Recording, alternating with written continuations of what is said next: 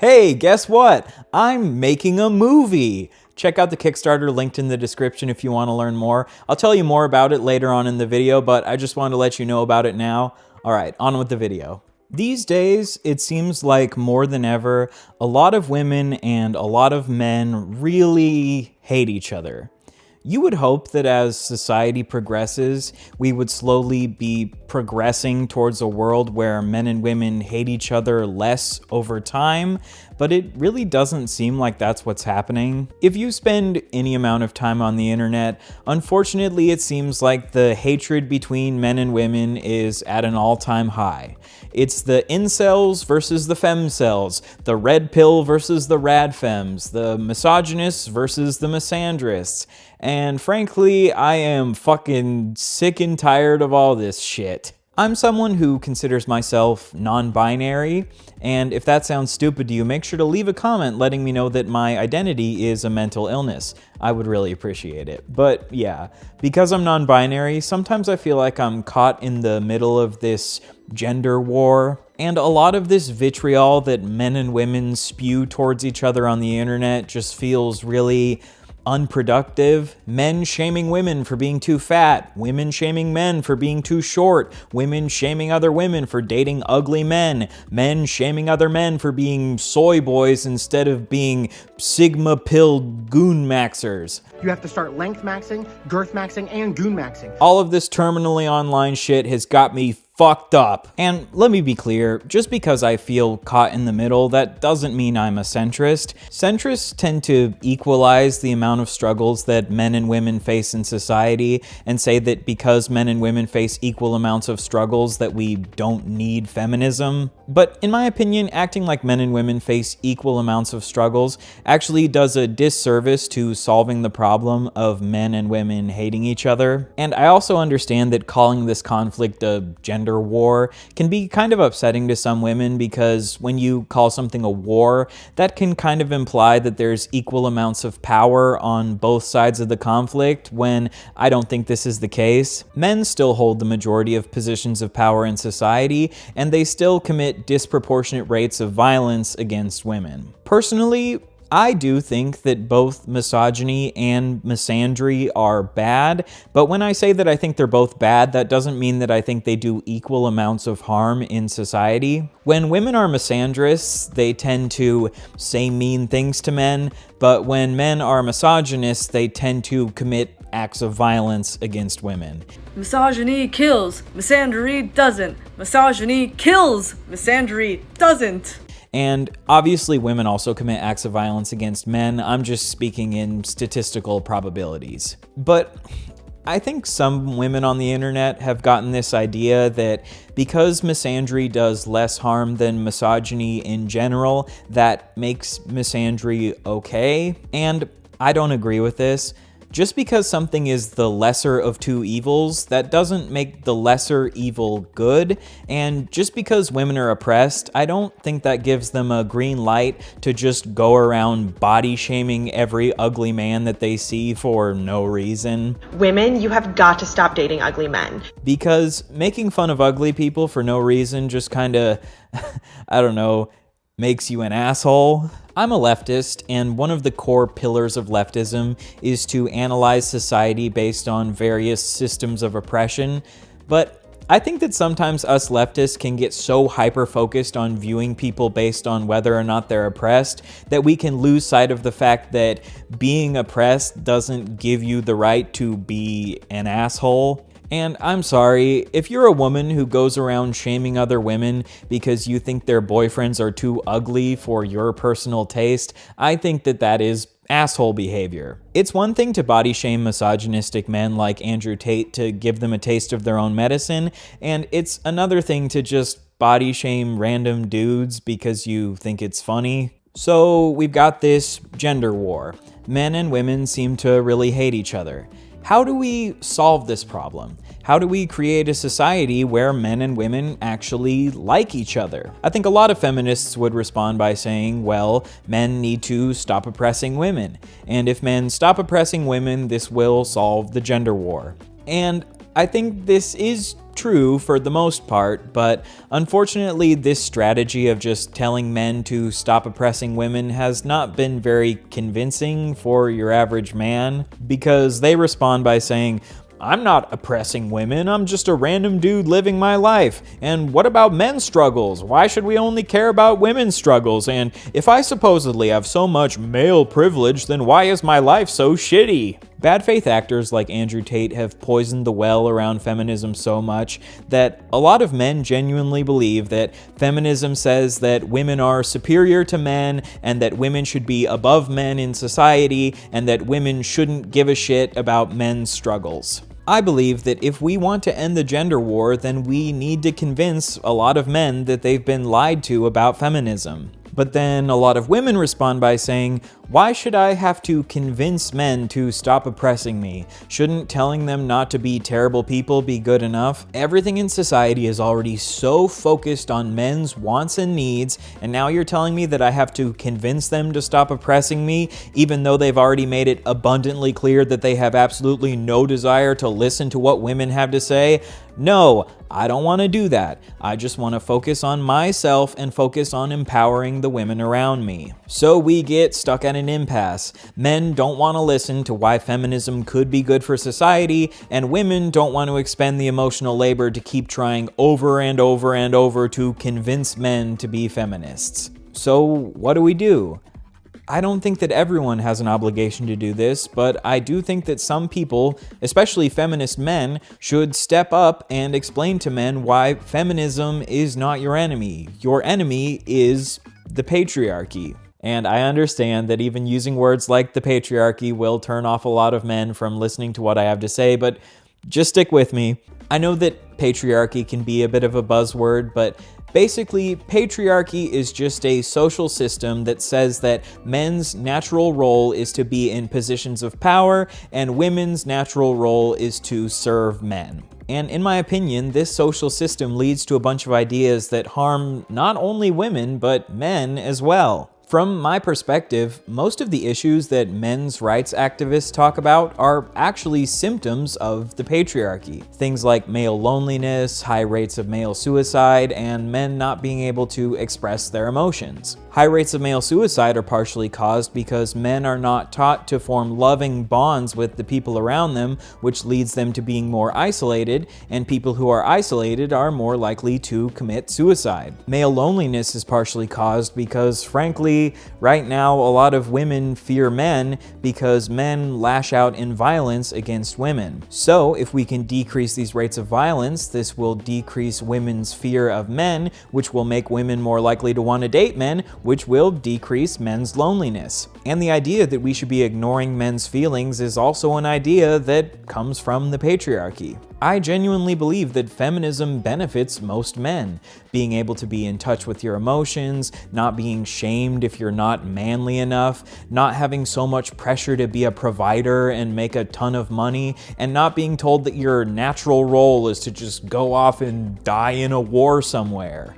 I do think that feminism will hurt some men, but mostly just men who are in positions of power that they didn't actually earn, but were just given to them because they're men. But honestly, sometimes being in a position of power kind of sucks.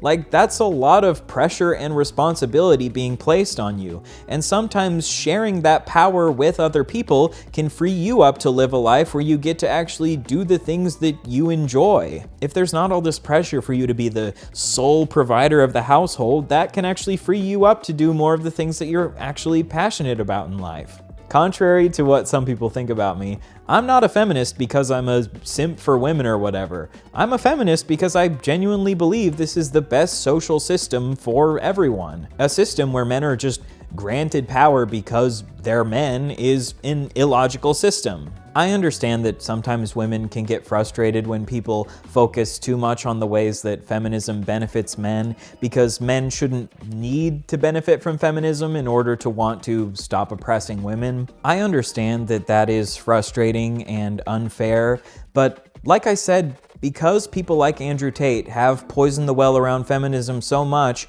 I do believe that an important part of feminist advocacy is explaining to men the ways that they've been lied to and explaining to them that they actually will benefit from feminism in a lot of ways. Recently on the internet, there's been a lot of discourse around the idea that the left has failed men.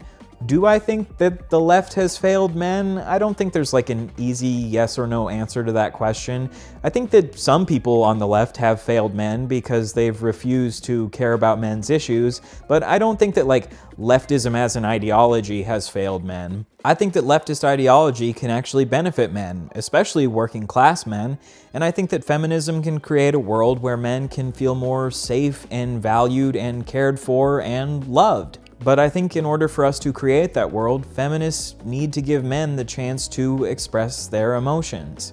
In the book A Will to Change by the Black feminist author Bell Hooks, she writes, "Despite all the expressed feminist longing for men of feeling, when men worked to get in touch with feelings, no one really wanted to reward them. In feminist circles, men who wanted to change were often labeled narcissistic or needy. Individual men who expressed feelings were often seen as attention seekers, patriarchal manipulators trying to steal the stage with their drama."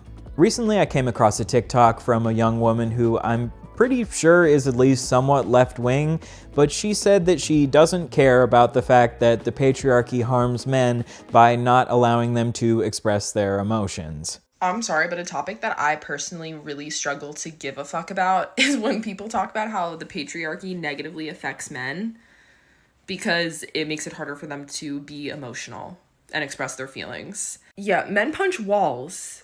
What the fuck do you mean? What are you talking? No, actually, we are going to talk about it for a second. Can you imagine if I did that? I would be the crazy bitch who goes around punching walls. But men, they can do that, and like that's just Kyle. that's just what he does. Like that's being quirky for men. Just punch. I don't think so. I've seen at least 5 men in my life punch a wall. I swear to God, right in front of me, just boom, and others. And you know what? No one gave a shit. No one told him to calm down. No one said, hey, maybe, like, ease up. They riot in the streets when their sports team loses. So, I understand that she's at least somewhat joking in this video, but I don't think that lets her off the hook for promoting some pretty bad ideas. Her first point is that if men supposedly aren't allowed to express emotions, then why do they punch holes in walls and scream at the TV and riot over their favorite sports teams losing? And the answer is because they're not allowed to express emotions in healthy ways, and they're told that the only valid emotion for them to express is rage. In The Will to Change, Bell Hooks writes, "There is only one emotion that patriarchy values when expressed by men. That emotion is anger. Real men get mad, and their madness, no matter how violent or violating, is deemed natural, a positive expression of patriarchal masculinity." Men are taught by the patriarchy to bottle up emotions like fear or sadness or anxiety, and they're not taught how to process these emotions in healthy ways. And they're taught that the only valid way to let out these emotions that they've bottled up is by lashing out in anger and violence. Let me be absolutely clear, it is never women's fault if men lash out in violence. Men need to take accountability for their own actions. But I do believe that if we want to create a society where men stop thinking it's okay to lash out in violence, then we need to show them that there are more healthy ways to process and express their emotions. Also, like, where the fuck are you seeing all these women who are just like these emotional, hysterical messes being met with endless empathy and understanding out in the world? Because in my experience, as a woman, you show emotion, you're either a joke or you're crazy. No one's taking you seriously ever again. Oh, you feel uncomfortable crying in front of other people? Same? It, like, doesn't everyone? I'm very confused by that. But you know what I do? Is I cry on the inside. Like a winner. I wait till I'm alone to do that shit. I don't go out and buy a gun. So, like, I don't care. Ugh, I'm sorry. Maybe that makes me a piece of shit. Whatever, you know? I never claimed to be Mother Teresa. I never claimed to be accepting a Nobel Peace Prize anytime soon. But I will be damned to hell before I sit there and feel bad for a man who starts talking about how, oh, this is so hard to be a man because you can't be emotional. You can't express your feelings. She then goes on to say that in society, women actually aren't really allowed to be emotional. If she starts crying, then no one will take her seriously. This is true. While in society there is generally more acceptance for women to cry and express emotions like sadness, when they do cry, men then use this as proof that they're too emotional. And then men claim that because women are too emotional, that they're not fit to be in positions of power, even though the men in positions of power are equally emotional. They just express their emotions through anger and bombing shit. The patriarchy punishes both men and women for expressing emotions in different ways. But I don't think the solution is to say that we don't give a fuck about men's feelings. The solution is to say that we should care more about everyone's feelings. When you go into the comments of this TikTok, there are a bunch of people saying things like, "This is exactly why I don't give a fuck about Men's Mental Health Month. It's a problem they created, so like, stop and problem solved." No, I don't care either. Don't complain to women about patriarchy. You're the man, so change it and go to therapy. And men blame women for the problems they, patriarchy, caused. That's why it's important to tell them they're the reason for their own suffering. So, a few things. None of the men who are alive today are the men who created the patriarchy. Today's men disproportionately uphold the patriarchy and disproportionately benefit from the patriarchy, but they're not the ones who created it. And men are not the only ones who uphold the patriarchy. Many women uphold the patriarchy as well. In The Will to Change, Bell Hooks writes, "Despite the contemporary visionary feminist thinking that makes clear that a patriarchal thinker need not be a male, most folks continue to see men as the problem of patriarchy. This is simply not the case. Women can be as wedded to patriarchal thinking and action as men." So as Bell Hooks explains, there are a lot of anti-feminist women out there, and these women definitely uphold the patriarchy. And even feminist women can uphold the patriarchy, because I don't believe any of us are truly free from the ideas that have been ingrained in us from society. The point that I'm making is women actually are partially responsible for the ways men suffer under the patriarchy. They're not the main ones responsible. I definitely agree that men hold more responsibility than women do, but these social issues are way more complicated than just saying men are 100% responsible for the patriarchy, so therefore women don't need to care about men's feelings. And when you say things like you don't give a fuck about Men's Mental Health Month, I think this actually upholds the patriarchy, because the patriarchy also says to not give a fuck about Men's Mental Health Month. You constantly see red pill dudes like Sneeko saying that antidepressants are fake and therapy is fake and you should just bury your emotions and sharing your feelings is gay. As a feminist, do you want the things that you're saying to be leading to the same outcomes as the things that Sneeko is saying? I would hope not. I agree that if a man says it's women's fault that he can't express his emotions, that you should tell him to fuck off, but if a man is being genuinely vulnerable about the ways the patriarchy harms him, I think you should show him empathy, just like I think we should show women empathy when they talk about the ways the patriarchy harms them. Now, I am definitely not saying that women have a responsibility to be therapists for every man that they come across. I think throughout history there's been this expectation that women are supposed to always be readily available to listen to men's problems, and I understand that a lot of women are very tired of this. If you're not in a place where you want to listen to men vent about their feelings, that's totally fine, but just say, I'm not in a place right now where I want to talk about that, not I don't give a fuck about men's mental health. One is clearly establishing your boundaries, and the other is being an unnecessarily hateful person who is upholding the patriarchy. This video is just one example of how the discourse around men and women, especially on platforms like TikTok, is becoming increasingly toxic and unproductive. I think a lot of this is because social media algorithms prioritize outrage over introspection. You're more likely for your TikTok to go viral if you give a hot take about how we shouldn't give a fuck about men's emotions or about how women belong back in the kitchen than you are to go viral if you make a nuanced TikTok about how men and women can start viewing each other with more empathy. Men and women on social media are being radicalized into more and more extreme positions against the opposite gender through movements like the Red Pill movement and the RadFem movement. And I will keep repeating this over and over that I do not think that the Red Pill movement is the same as the RadFem movement. The overall goal of the Red Pill movement is to justify the oppression of women, and the overall goal of the RadFem movement is to end the oppression of women. And I, of course, agree with this overall goal, but I think some of the ways they go about trying to achieve this goal can be toxic, unproductive, and sometimes downright harmful. The two groups at the most extreme ends of the gender war are the incels and the femcels, people who have been so radicalized against the opposite gender that they are now celibate, either involuntarily or by choice. So in this video, I'm going to try to do something that may not be the best idea.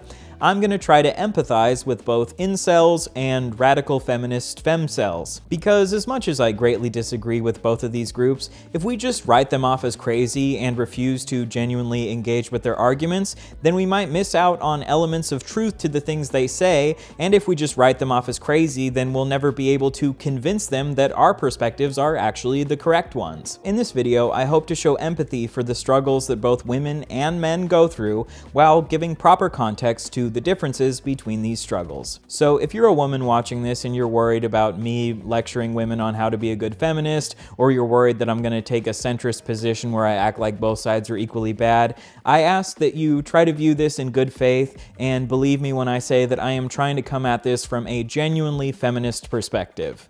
And if you're a man who's watching this and you're worried that I'm a soy boy male feminist who's just virtue signaling about feminism because I'm trying to get laid or whatever, I ask that you also try to see me in good faith and believe me when I say that I genuinely care about men's struggles. So, without further ado, let's try to get to the bottom of this fucking gender war.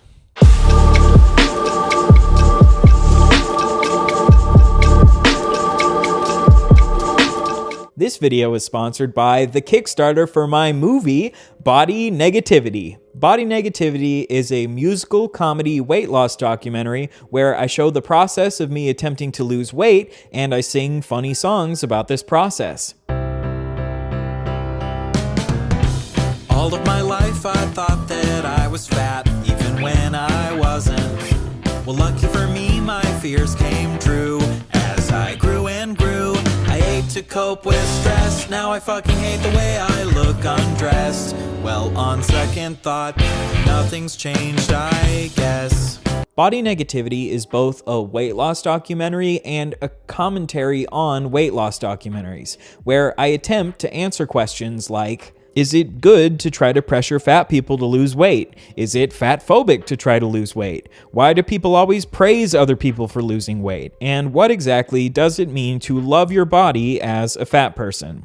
There are only a few days left on the Kickstarter campaign, and unfortunately with how Kickstarter works, if we aren't able to raise 100% of the funds, then we lose all of the money we've raised so far. It's been amazing seeing how many people have signed up to support the project so far. At the time of filming this, over 500 people have signed up. But I need your help to help me get over the goal. It would honestly be pretty devastating if we failed at this point, but I know that that's a risk that comes with doing a Kickstarter campaign. I've been making this entire feature-length film with just me and my brother Jonathan, and making this movie has been one of the most fulfilling experiences I've ever done in my life, but I've realized that if I don't turn to you for some support on funds, I'm probably going to have to delay the movie by about a year. So if you want to learn more, click the link in the description to check out the Kickstarter and consider supporting Body Negativity. Maybe I just need to learn to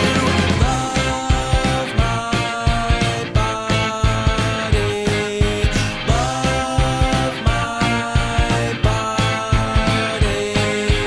love my body, just love my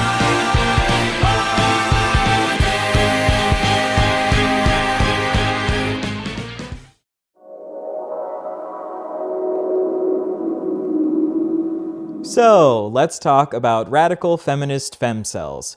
If we're gonna properly talk about this group, I think we should probably start by defining radical feminism and defining femcels.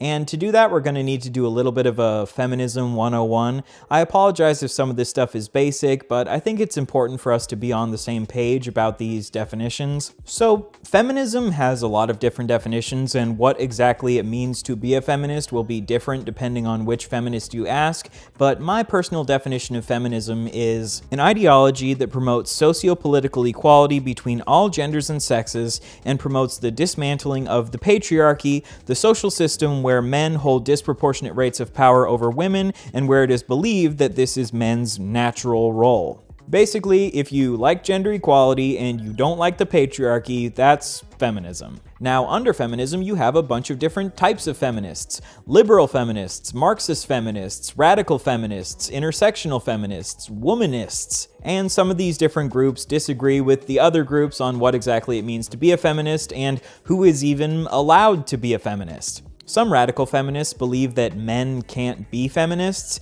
and I disagree with this because feminism is an ideology, and ideologies are just collections of ideas. So I don't think that you can gatekeep who gets to have certain ideas or perspectives. I think a lot of radical feminists operate off of a different definition of feminism. They view feminism as a social group, not just an ideology. And if feminism is a social group, then you could theoretically gatekeep men from feminism. We're just operating off of two different definitions of the word feminism, and I highly doubt that I'll be able to convince any radical feminists to agree with my definition. I prefer to just view feminism as an ideology because I want as many people as possible to be feminists, because the more people are feminists, the more likely this ideology is to be accepted by society as a whole. However, I understand why a lot of feminists would want to gatekeep feminism, because there are a ton of instances where men claim to be feminists and then they turn out to be creepy douchebags. A lot of male feminists try to convince women to see them as one of the good ones, and then they take advantage of women. And if we're being totally honest, I don't even really see myself as one of the good ones. I used to have misogynistic beliefs. I've said harmful things to my girlfriend. I used to be a kind of shitty person towards women, especially back when I was in high school, and I still have issues that I need to work through. I hope that I can be as good of a person as possible and that I can learn and grow from my past mistakes, but I think when a lot of male feminists try to make people see them as one of the good ones, they're doing this to try to hide from or run away from their past mistakes instead of taking accountability for their actions. I understand that a lot of women are exhausted with letting men into their spaces just for these men to turn out to be terrible people, but I think the solution is to put even more responsibility onto men to take accountability for their actions. I don't think the solution is to gatekeep men from feminism. Here's a video from a relatively popular radical feminist TikToker about why she believes that men can't be feminists. Men can't be feminists. Feminism is the theory and practice of women's liberation, and it's intended to be directly antagonistic to you. That's the point. There are some men who are feminist allies, but if it wasn't pissing off the majority of men, it wouldn't be feminism. So I completely disagree that feminism is supposed to be antagonistic towards men. I believe that feminism is supposed to be antagonistic towards the patriarchy. There's nothing about seeking gender equality and dismantling the patriarchy that is inherently against men as a gender group. Like, would you say that being against white supremacy is inherently antagonistic towards white people? No, I don't think so. I think any logical white person should realize that they aren't superior because they're white. In the same way, any logical man should realize that they're not inherently superior and deserving of power just because they're a man. The only men that feminism is antagonistic towards are men that have undeserved amounts of power. And if you are a logical man, then you should realize that you don't deserve undeserved amounts of power. So I genuinely don't believe that feminism is antagonistic towards men. It's only antagonistic towards the men who feel entitled to things that they don't deserve. So now that we've defined feminism, how do we define radical feminism? Well, radical feminism can actually be a little bit difficult to define. Radical feminism first came about in the second wave of feminism in the 1960s. If you look up the definition of radical feminism online, it says that radical feminism is a perspective within feminism that calls for a radical reordering of society in which male supremacy is eliminated in all social and economic contexts.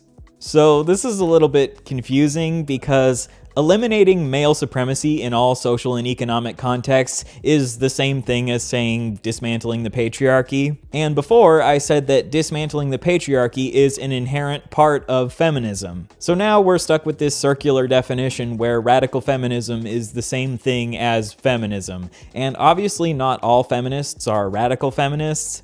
So I think the best way to define radical feminism is to just focus on common beliefs that are held by most radical feminists and to focus on the groups that radical feminists disagree with. And there is no group of feminists that radical feminists disagree with more than liberal feminists. Liberal feminists usually believe in capitalism, and their main focus is usually on women's liberty. And liberty is defined as the power or scope to do as one pleases. So liberal feminists usually focus on women's ability to make choices for themselves. This is sometimes called choice feminism. Liberal feminism is sometimes negatively referred to as girl boss feminism because people claim that liberal feminists' main focus is to find success within the capitalist system and replicate the exploitative behaviors of men in order to get ahead in life instead of trying to dismantle capitalism and dismantle the patriarchy. Now, liberal feminists would justify this by saying that we can't dismantle capitalism or the patriarchy overnight, so as long as we're stuck living under these systems, we're gonna use these systems to our benefit. The radical feminist critique of liberal choice feminism is that sometimes the choices women make are being influenced by the patriarchy. So just because a woman makes a choice, that doesn't make that choice inherently feminist. A liberal feminist might say that we need to stop judging women for their choices like choosing to wear makeup, and that nothing about wearing makeup is anti-feminist. However, a radical feminist would say that the only reason the liberal feminist is wearing makeup is because she's being manipulated by the patriarchy. There's no logical reason that women would be spending hours a day and thousands of dollars on makeup unless they were being manipulated into doing this. So therefore, wearing makeup is anti-feminist. What's my opinion? I think they're kind of both right and both wrong. I agree with liberal feminists that we shouldn't judge women for wearing makeup, and shaming women for their individual choices doesn't really accomplish anything. But I agree with radical feminists that women are being manipulated by the beauty industry, and that it isn't fair that we have this social expectation where women are expected to put all of this time and money and effort into their appearances, while men aren't expected to put nearly as much effort into their appearances. But also, makeup can be a genuine art form, and even if we did dismantle the patriarchy, I think there would still be some women who would choose to wear makeup because wearing makeup can be just a fun thing to do. I think that sometimes the liberal feminist versus radical feminist debate can be a little bit of a false dichotomy, because I think on an individual level, we should usually respect people's choices to do what they want with their lives and their bodies. But on a societal level, we should analyze the way that these oppressive systems influence the choices that people make. And we should fight back against these systems so women can be free to make choices without being influenced by these systems. I don't really consider myself a radical feminist or a liberal feminist. I consider myself an intersectional feminist, which just means that I believe society is built off of various intersecting forms of oppression, and if we want to liberate women from oppression, we have to liberate all people from oppression. And I understand that saying that can kind of sound like I'm saying all lives matter. I think it is totally fine to sometimes just focus on women. We don't need to always bring up all the other oppressed people that exist in society, but sometimes you do need to talk about these other forms of oppression because, for example, the experiences of your average black woman will be very different than the experiences of your average white woman. Another one of the big debates between radical feminists and liberal feminists is the debate around whether or not sex work is empowering to women. This is another one of those questions that I don't really think has an easy yes or no answer. I've talked to multiple sex workers who do find sex work genuinely empowering. These women were raised in a purity culture that told them to be ashamed of sex, and now by doing sex work, they feel empowered by fighting back against all these puritanical ideas they were raised believing. However, for many women, sex work is absolutely not empowering. I've heard many stories of 18-year-old girls who get pressured into doing sex work right out of high school because they have no other options to make money. And then once they're in the sex industry, they get manipulated and pressured and exploited by men who treat them like absolute garbage. And then when they eventually leave the sex industry, they're treated like pariahs for the rest of their lives. A critique I've seen made by some radical feminists is that conservative men view women as private property and leftist men view women as public property. Basically, they're saying that conservative men try to control women by claiming ownership over their wives, but leftist men try to control women by trying to get them to do sex work and share their bodies with everyone. And I think this is a valid criticism. If leftist men are encouraging women to get into the sex industry without telling them about how exploitative and dangerous this industry is, they are doing a disservice to women. So I think radical feminists have a point when they say that we need to protect young girls from being manipulated into joining this dangerous industry. But I'm also not going to turn around and condescend the sex workers in my life who claim that they genuinely enjoy sex work and tell them that they only enjoy it because they're being manipulated by the patriarchy. So anyway, liberal feminism is mostly focused on empowering women's choices, and radical feminism is mostly focused on empowering women to fight back against patriarchal conditioning. Radical feminists not only tend to be anti-sex work, they also tend to be much more antagonistic towards men, and they tend to be anti-trans. The trans question is a big debate in radical feminist spaces. Some of them are TERFs and some of them are TERFs. Trans exclusionary radical feminists and trans inclusive radical feminists. While some radical feminists are genuinely trans inclusive, I can't tell you how many times I've come across a rad femme on TikTok who seems okay, but then once you scroll through their account a little bit, you end up finding something transphobic. I don't want to focus too much on TERFs here. If you want to hear more of my opinions about TERFs, go check out this video. But one thing I do want to talk about in regards to TERFs is misandry in radical feminist spaces. Like I said at the beginning of the video, I don't think that misandry is good. I think that legitimately hating 50% of the population because of their gender is bad. However, the phrase that I see repeated by a lot of radical feminists is misandry hurts feelings, but misogyny kills. And I think this is true for the most part, but it's not completely true. Obviously, I agree that misogyny leads to women getting killed, but I also think that sometimes misandry leads to women getting killed. There are two types of misandry that I see on the internet. There's your typical misandry, saying that you hate all men, body shaming men, making fun of ugly men, saying that you want to kill all men. I don't like this type of misandry, but I think for the most part, it's just edgy humor. But there's another type of misandry, which is the belief that all males are inherently dangerous and anyone with a penis can never be trusted around women. And some of the craziest misandrists on the internet even believe that men can't be raped by women because only people with penises are capable of raping people. I hope that you can see the issue with this type of misandry. Obviously, I agree that men commit disproportionate rates of violence against women, but once you start believing that violence is baked into males' DNA and that it's impossible to socialize males to be less violent, this often leads to hatred towards trans women. Personally, I do not believe that violence is baked into males' DNA. Males do have higher levels of testosterone, which can lead to higher levels of aggression, but I believe that males can be socialized to not use their testosterone to justify committing acts of violence. And trans women often lower their levels of testosterone, which you would think would make TERFs trust them more, but of course it doesn't. Then TERFs just say that violence is inherently inherently baked into the male brain or whatever. So I do believe that this type of bioessentialist misandry is genuinely harmful,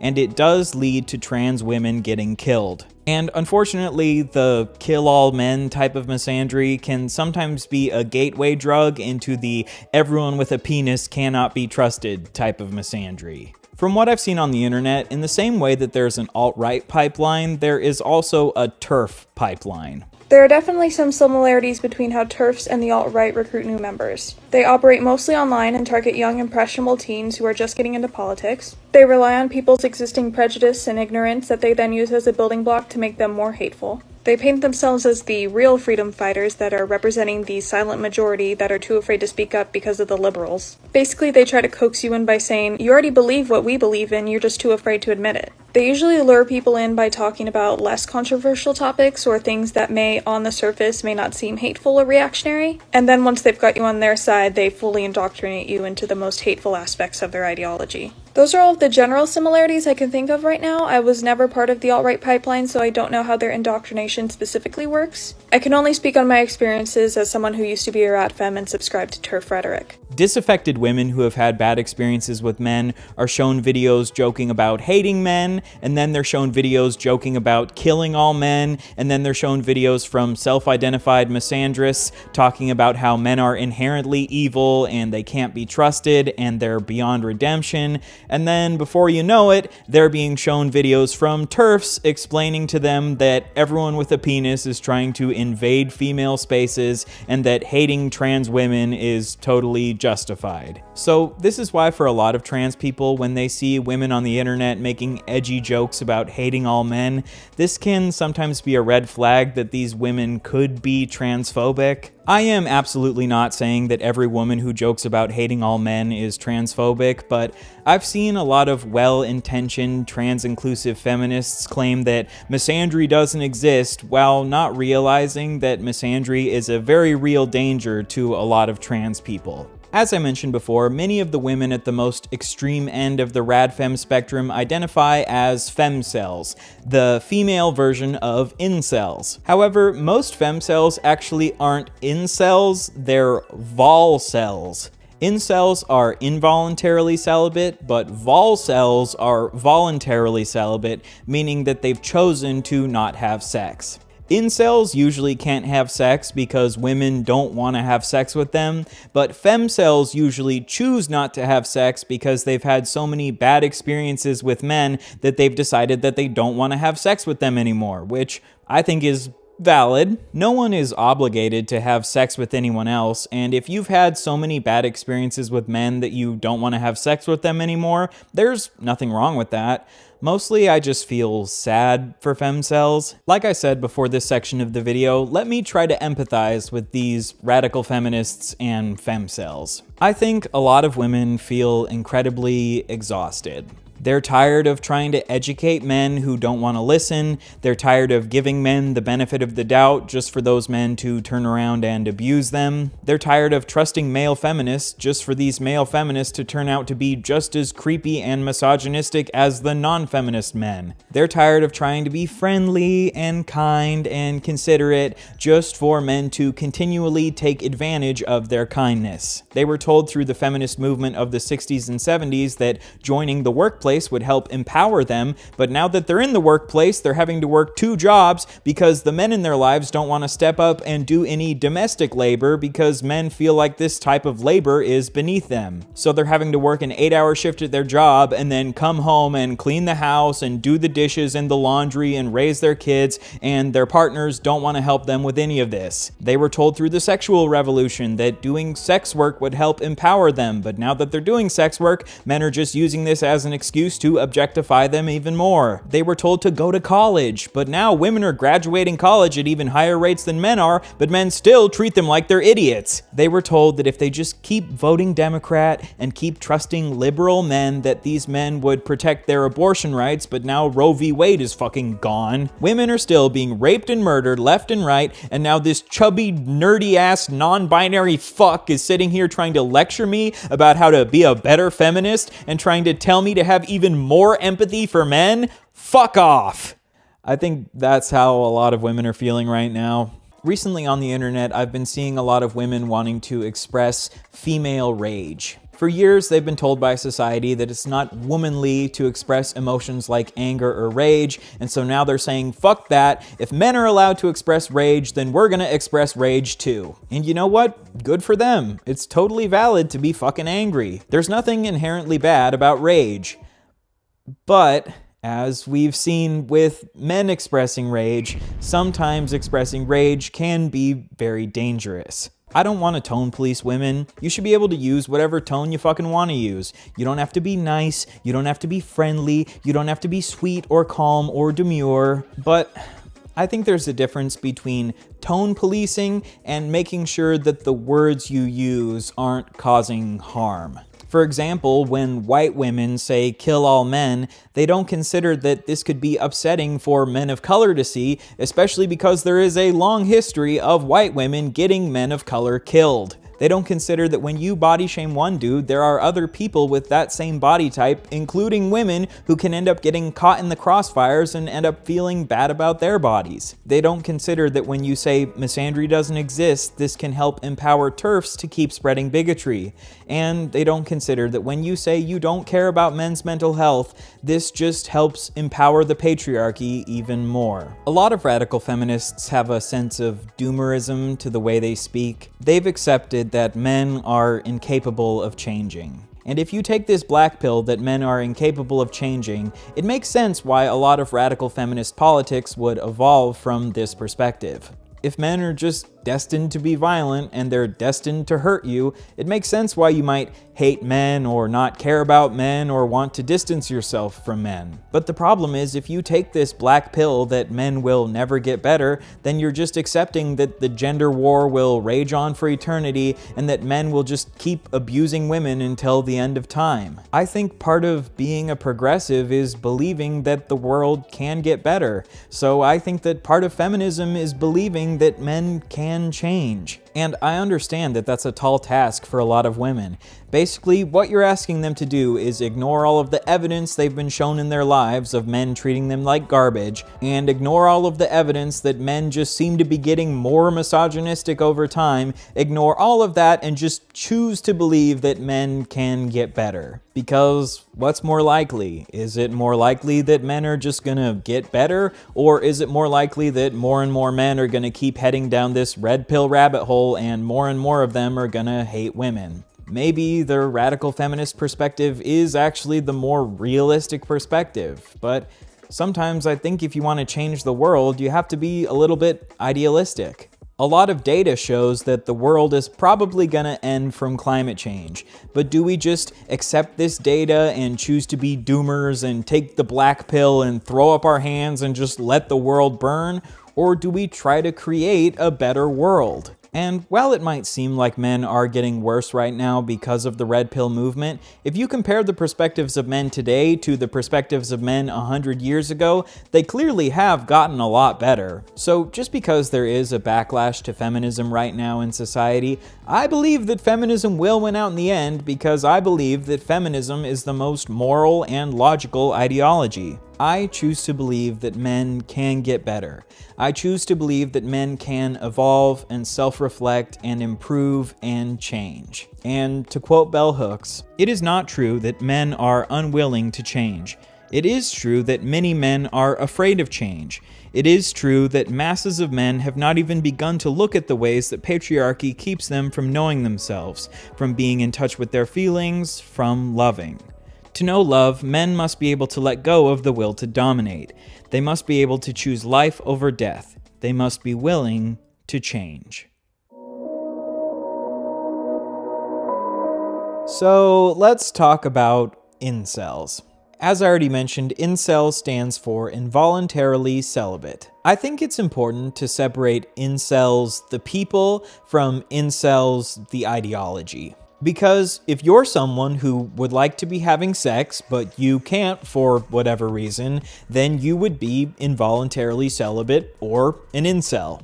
There's nothing morally wrong with not being able to find someone who wants to have sex with you, so I would say that there's nothing inherently wrong with being an incel. But the problem is, most of the people who self-identify as incels blame women for the fact that they can't have sex. Incel as an ideology is heavily associated with misogyny, hating women, and blaming women and feminism for your problems. If there weren't this cloud of women hate hanging over incels, I would actually have a lot of empathy for them. Incels tend to be working class, they tend to be less conventionally attractive, they tend to struggle with social skills, they tend to have mental health conditions like depression and anxiety, and a lot of them tend to be neurodivergent, especially autistic. A lot of these categories are groups that progressive people tend to advocate for. The working class, people with mental health struggles, neurodivergent people, but because incels are so heavily associated with hating women, progressive people don't usually tend to show them much empathy. And I understand why they don't tend to show incels empathy. It's hard to have empathy for absolute assholes, but I think it is important to remember that these incels are a lot of times a part of communities that we as progressive people advocate for. In high school, I would say that I was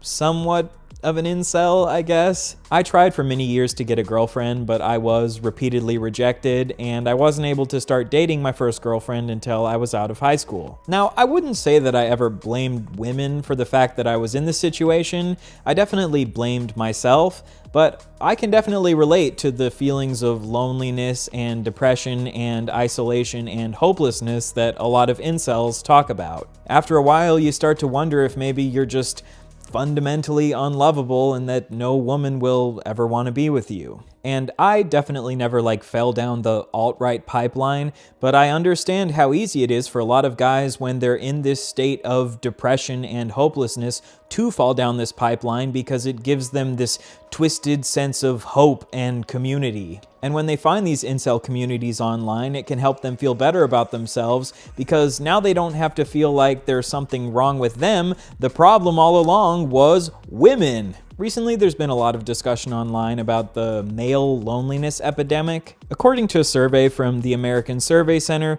15% of men say they have no close friendships, a 5-fold increase since 1990. This is a genuine problem that we should genuinely care about trying to solve. However, according to a survey taken of 142 different countries, in 79 of these countries, women actually reported having higher rates of loneliness than men. So there absolutely is a loneliness epidemic, but it's not only a male loneliness epidemic. But when you see incels discussing this online, they only focus on the male part, because this helps play into their narrative of self-victimization. Instead of trying to solve the loneliness epidemic that is facing both men and women, they choose to only care about themselves. And this is a trend with incels. They'll identify a genuine problem in society, but then they'll only care about how this problem affects them. For example, incels are always talking about how if you're less attractive, then things will be harder for you in life, which is why they do things like looks maxing, where they try to maximize their physical appearances. Incels are correct about this. If you aren't conventionally attractive, things will be more difficult for you in society on average. This is known as lookism, and it's a genuine form of discrimination. According to a study by Cheria Hammer at Utah State University, it has been found that physically attractive individuals are consistently chosen over less physically attractive individuals for job interviews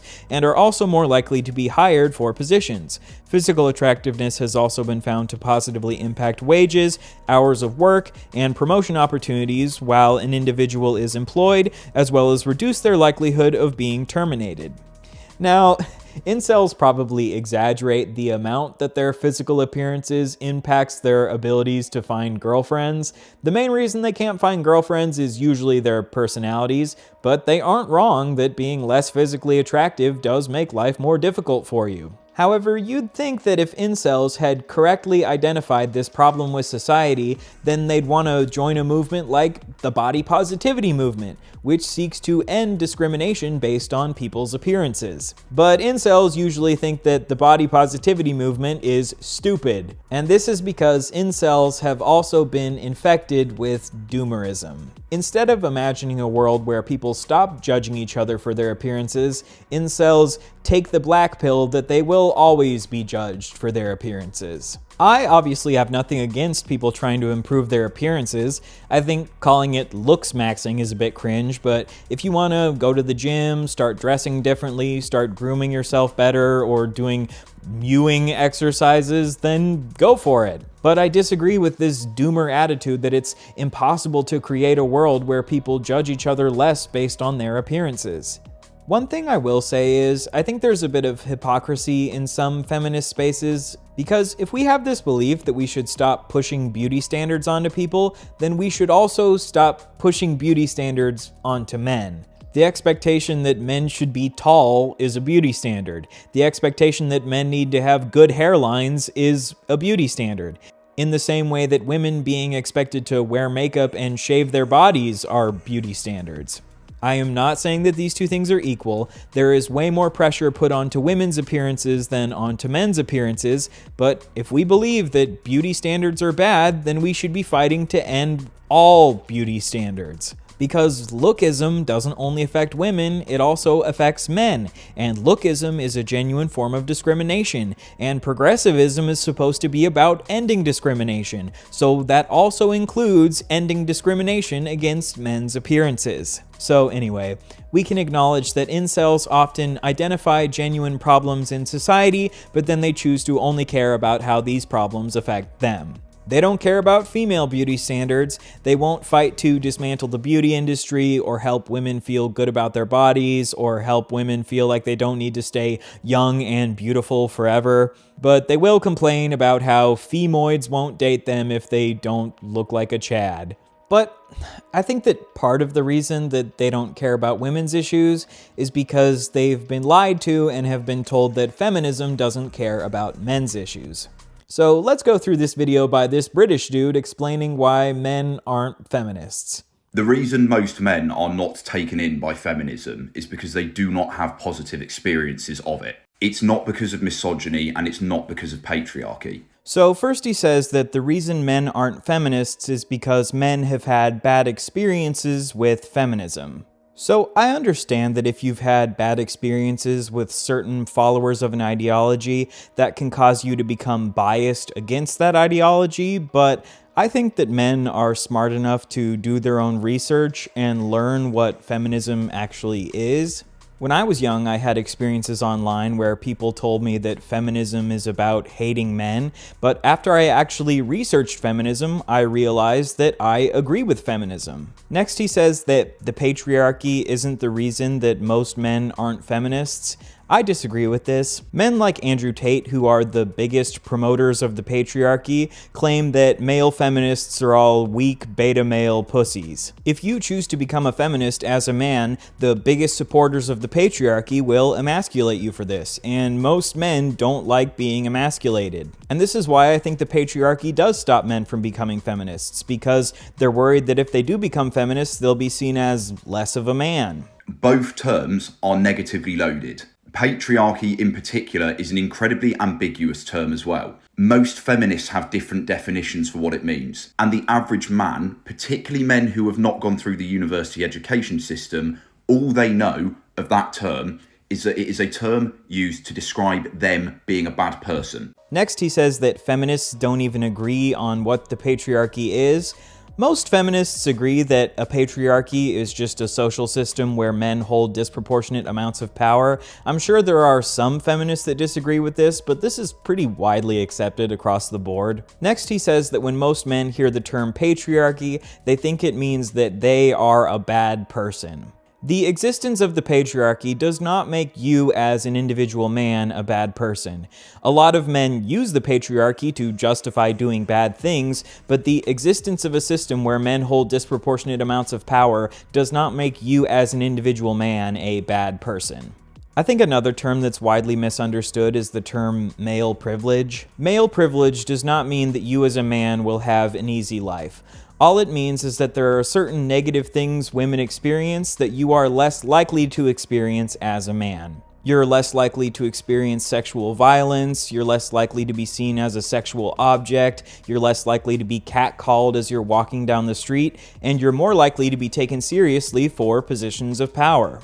But as we've already discussed, the patriarchy also takes away certain privileges from men. It takes away the privilege of your emotions being seen as valid. It takes away the privilege of your mental health being seen as important. And it takes away the privilege of being seen as anything other than a provider. And many men do not feel like they are the oppressor, in fact the opposite. And it's not just a case of feeling, it's reality. In the UK in particular, your social class and your financial status is the biggest determinant of inequality. I regularly receive DMs from working class lads and lads from impoverished backgrounds who tell me that they are sick and tired of middle class women telling those men that they are the privileged ones when those women simply do not understand what those men have grown up in. So here he's saying that working class men are tired of being seen as privileged by middle class women who have more money than them. So this is where the theory of intersectionality comes in. Society is made up of intersecting systems of oppression. The working class is oppressed on the basis of class, and women are oppressed on the basis of gender. So a working class man may benefit in certain ways from the patriarchy while being oppressed because he's working class, while a rich woman can benefit from being upper class while being oppressed because she's a woman. If a rich woman refuses to acknowledge that working class men are oppressed because of their class, I agree that this is harmful. This would be an example of what I would call girl boss feminism, where rich women refuse to acknowledge the ways they benefit from capitalism. But this isn't a failure of feminism, this is a failure of these rich women not understanding intersectionality. Because if you are a man who has grown up today, there is a very good chance that you have been told persistently growing up that you are privileged, that you are an oppressor, that you are guilty, and that you are responsible for the actions of all other men. So if this is what you've been told, this is not true. Male privilege does not mean you will have an easy life. Being an oppressor in one way doesn't mean you can't be oppressed in other ways, and obviously you are not personally responsible for the actions of other men. I wish that this dude would try to genuinely engage with feminism instead of just listing all of these negative stereotypes associated with feminism. I feel like this dude has the ability to make more nuanced takes, but it seems like he's made his whole brand being the anti-feminism guy. As I've shown in this video, I obviously agree that some radical feminists have bad ideas, but if all of my content was dedicated to dunking on these feminists, this could obviously lead to my audience getting a biased view against feminism in general. And in my personal experience, the majority of people who ardently defend these terms simply do not care about men. And it's pretty ironic that he's asking feminists to stop generalizing about men while he is generalizing about feminists. So this video is just one example of the constant negative bombardment that young boys are shown on social media that makes them biased against feminism. And when you're shown these same videos over and over and over claiming that women don't care about men, it makes sense how a lot of these young boys could end up in these incel spaces where they take the black pill that they'll never be able to find happiness and they'll never be able to meet a woman who genuinely loves them. So I end up feeling conflicted. These are vulnerable, impressionable young boys who have been told all of these lies and have gotten caught up in this movement that has told them that they're destined to die alone. I recently watched a video called The Incel to Trans Pipeline, which explains how a lot of young incels actually have very similar experiences to trans people. Trans people can relate to these feelings of isolation and loneliness and wondering if anyone will ever truly love them for who they are. But for trans people, at least there's this light at the end of the tunnel that maybe they can transition and then be seen for who they really are. But for incels, it's usually just a tunnel towards more and more darkness. And I can't help but have empathy for that. Just like I can't help but have empathy for the femcels who feel so objectified by men that they've given up on any hope of ever finding a man who will truly love them. But again, the difference between femcels and incels is where the pipeline ends. On the popular incel forum, incels.is, one of the most popular threads on the forum is titled, "E-Girl Beheaded by Her Boyfriend." And on this thread, there are 446 posts of incels laughing about how this young woman was murdered in cold blood. And this is where my empathy runs out. If you've allowed your irrational hatred of women to get you to the point where you would laugh about something this horrific, then you can go fuck yourself. To any young men watching this, if you feel lonely, if you feel like no one will ever love you for who you are, don't let yourself end up here. I know you probably think that no one cares about your struggles, but I do. I do care. There are people out there who genuinely care about your struggles and want to create a world where you don't have to have those struggles anymore. But hating women isn't going to help any of that. Hating women is just a lie that you've been sold to help you cope with your own pain. Choosing to hate women to help you cope with your own pain is like choosing to shoot up heroin. It might make you feel good at first, but it is not going to make your life better. I fucking promise you that. I don't think that you're too far gone. I think that you can choose to fucking puke up that black pill that you swallowed, and we can all walk towards the light together. But if you allow yourself to become so consumed by darkness that you become a disgusting husk of a human being who could laugh at something like this, then you might be too far gone. And once you're too far gone, all that's left is darkness. So now that we've taken a look at both incels and femcels, where do we go from here? On the one hand, I understand it's a really difficult request to ask women to see that there are men out there laughing at women being beheaded, but then ask these women to still empathize with men. But I also empathize with the men who have been lied to and have been told that feminism doesn't care about their struggles. For a while now, I've been wanting to make a video about a creator named Reupload. She's a feminist TikToker who has grown absolutely massive in the past couple years because of her videos where she roasts misogynistic men. Boo. Your eyes are aggressively close together, player. They stacked on top of each other like Flats the fish. Your beard doesn't connect, which tells me you're like 5'7" and a size 8 shoe. And also, your barber fucking hates you. Hey man, sick joke. I guess women just can't fucking take a joke.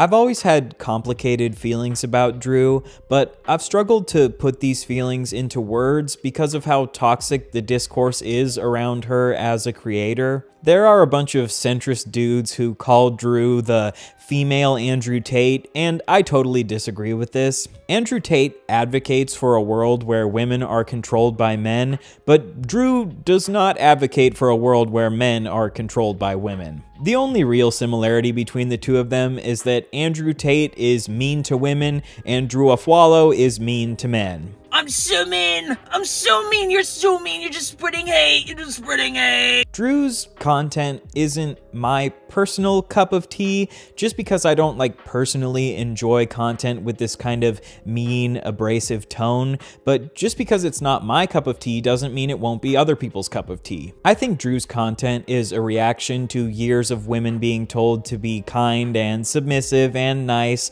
so she says, fuck that, I'm gonna be mean and loud and abrasive and in your face. I would argue that this content isn't gonna convince very many men to become feminists, but not all content needs to serve the purpose of trying to bring men over to feminism. I think it's totally fine to have content where women just vent their frustrations and roast shitty dudes.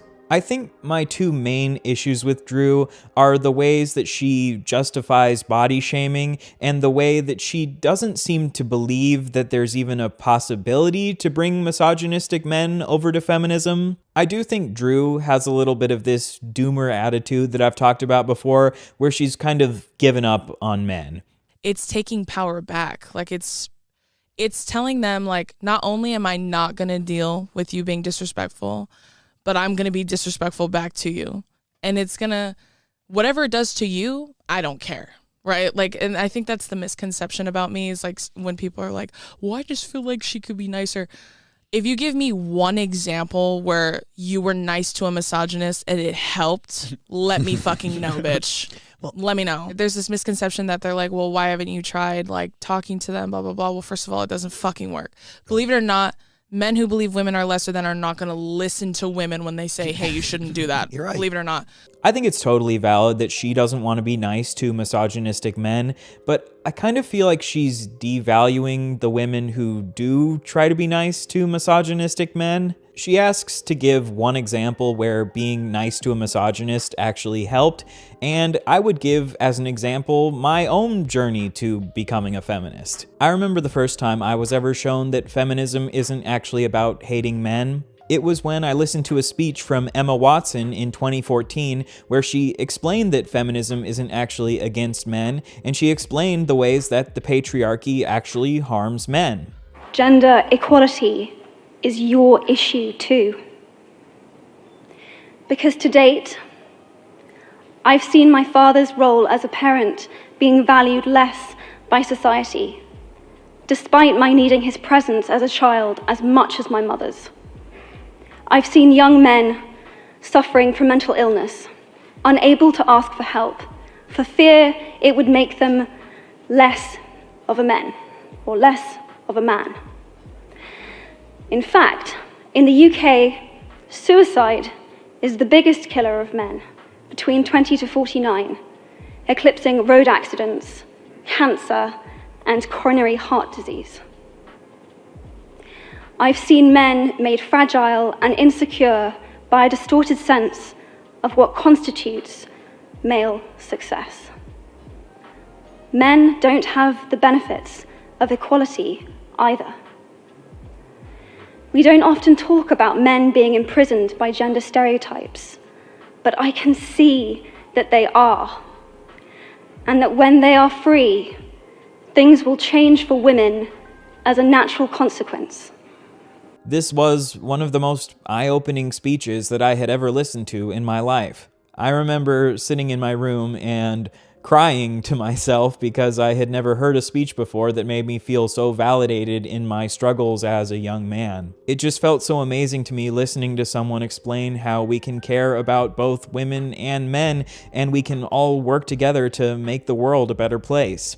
Listening to this speech made me feel like a light bulb went off in my head, and I have considered myself a feminist ever since. I understand that even as a 16-year-old kid, I probably should have known that feminism isn't actually about hating men, but I had been lied to for my whole life. I understand that this is just a personal anecdote, but I think there is genuine power in showing men empathy for the struggles they face, and I think that a lot of misogynistic men are not too far gone from being able to change. And again, I don't think everyone needs to make this content. If Drew enjoys making content where she's just mean to misogynistic men, more power to her. But please don't discredit the amount of change that can come from showing misogynistic men kindness and love and empathy. When speaking to your oppressor, you have to speak in a language they understand. A lot of times it's violence, whether that's verbally, physically, whatever it may be. And there's thousands, hundreds of examples to prove that it only works when you use force by whatever nature that means. It's really specific to the person. So mine is force, like it's like almost public humiliation and shame. So I agree with her that sometimes you do need to speak the language of the oppressor. If a man is being disrespectful to you, you shouldn't just roll over and take it. You should stand up for yourself. However, shame is just one tactic, and we need to remember that there are a variety of tactics that we can use to make the world a better place. And sometimes the best tactic is to show kindness and empathy, not shame and humiliation. I disagree with the men who criticize Drew and say that she needs to change her content and be nicer, but I also disagree with Drew that speaking the language of the oppressor is always the best way to deal with misogynistic men. And I also take issue with some of the ways that Drew has justified body shaming men. A while back, there was a man who made a video saying that watching Drew's content is like being tortured. And she responded by posting a picture of him shirtless and saying, "Nipples sagging like he just bore a fresh litter, huh?" I understand that a dude making a video saying your content is torture is mean and maybe misogynistic, but I don't think that shaming someone's nipples is a good way to respond to that. Gynecomastia is a condition that a lot of men suffer from, which causes an overdevelopment or enlargement of the breast tissue in men or boys. Obviously, shaming women for their boobs is not the same as shaming men for their boobs, but like I've said before, when you shame one person with gynecomastia, that can end up doing collateral damage to the other people with this condition. And not gonna lie, as someone with pretty saggy boobs myself, seeing her use this as a response to this dude made me feel a little bit bad about myself. Maybe I'm a sensitive snowflake and I should logically understand that she was just shaming this dude because he was mean to her, but her shaming him doesn't actually apply to me, but I can't help but feel bad about it. I'm sorry. Drew is someone who advocates for fat people and criticizes fat phobia pretty regularly. But something that I find absolutely bananas is talking about how much fat people don't care about themselves if they even dare to be fat in your presence. And for a lot of fat people, like, our saggy nipples is a big insecurity for us, and I just wonder if she would care that I say that this hurt my feelings. It feels really embarrassing to be vulnerable on the internet and to say that something someone else said hurt your feelings. I feel like on the internet you're always expected to have this tough facade and say that nothing gets to you, but yeah, her shaming that dude's nipples made me feel a little bit bad. What can I say? I think situations like these really suck because most of the dudes who criticize Drew are not coming at her in good faith whatsoever. They just find her annoying, so they call her the female Andrew Tate, which doesn't accomplish anything because obviously Drew is not going to listen to anything that they say. So Drew, if you ever happen to watch this, I ask that you genuinely try to consider in the future the way that shaming certain people for their body types could hurt the feelings of other people with similar body types, and I ask that you genuinely consider the ways that being nice to misogynistic men actually can help sometimes. I'm not asking you to be nice to them, but there are a lot of people out there who are genuinely trying their best to convert misogynistic men by showing them empathy, and I would ask that you don't discredit their work just like I won't discredit your work. Like I said at the beginning of the video, I often feel like I get caught in the middle of these discussions because I'm non-binary. I've had multiple interactions with women online who seem legitimately progressive and trans-inclusive, and they think that non-binary people are valid, but then when you show them any pushback on how body shaming could be harmful or about how misandry could harm trans people, they respond by, oh, typical white man trying to invalidate women. It's like they only really see my identity as valid if I agree with them on every single feminist perspective they have. At least when I'm interacting with men, they're pretty straightforward about how they think that my non-binary identity is stupid and delusional. I think it can hurt a lot more when it seems like someone is on your side, but then they reveal that they actually don't think your identity is valid once you show them that you're not one of the good ones.